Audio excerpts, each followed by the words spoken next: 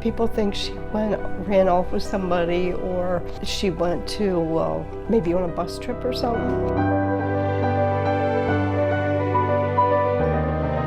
There's so many scenarios you could think about.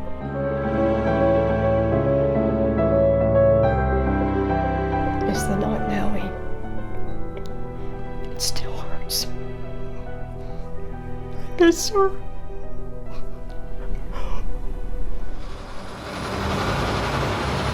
January 29th, 1999 seemed like any other day for Diane Wolf, who at age 45 was about to become a grandmother. Her daughter was going to have twins, and she had a baby shower planned for them, and she was going to bring her back from Virginia to help raise her kids. Diane left work around 7 a.m. after her overnight shift at Hanover Foods. She stopped home to drop off her lunchbox, then went to the former All First Bank on Dart Drive in Hanover to cash a check. These photos, snapped at 7:31 a.m. by the bank's surveillance camera, would be the last ones taken of her. Diane's husband reported her missing January 31st. We suspected it early on that this was something involving foul play. We were looking everywhere for her. Bonnie Leister thought she found her older sister just a day later in an unexpected place.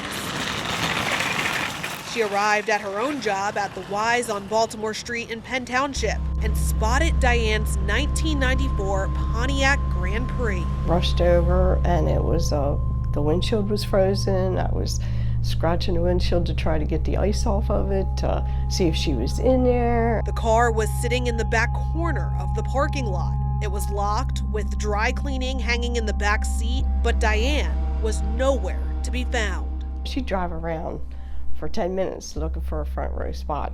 Where the car was parked was totally out of character for her. It was also oddly dirty. It was like it was in a stone quarry. It was the wheels and underneath, the undercarriage was like it was driven in some kind of a dusty place. A glimmer of hope that only led to more questions.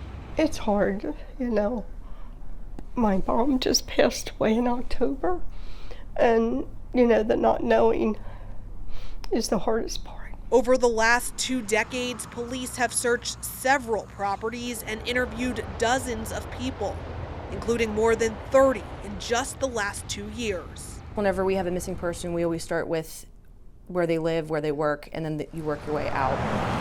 Investigators have learned a lot about the factory Diane worked at, describing it as a soap opera of sorts.